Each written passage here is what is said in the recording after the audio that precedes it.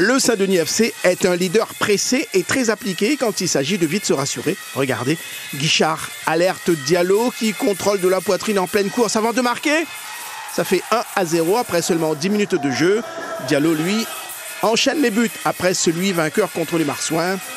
Dans la foulée, sur ce corner, la défense verte cafouille et cela profite à Yoann Guichard qui double la mise pour son équipe. 2-0 après 18 minutes de jeu, puis 3-0 à la demi-heure sur un mauvais renvoi. Jeffrey Damour s'en va tranquillement inscrire le 3e but et mettre le Saint-Denis FC à l'abri.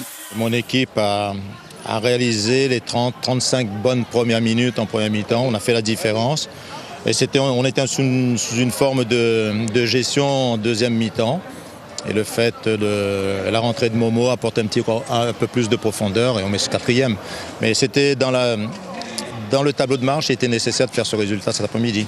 Momo Assoumani termine le joli festival offensif des Canaries, score final 4-0. Les Saint-Louisiens ont été trop vite dépassés. On a bien commencé pendant les 10 premières minutes, mais après, voilà, on a pris un but sur une action où on avait beaucoup travaillé sur le jeu long de l'adversaire.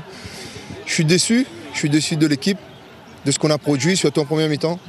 Après voilà, 4-0, il n'y a pas photo, c'est mérité, donc voilà.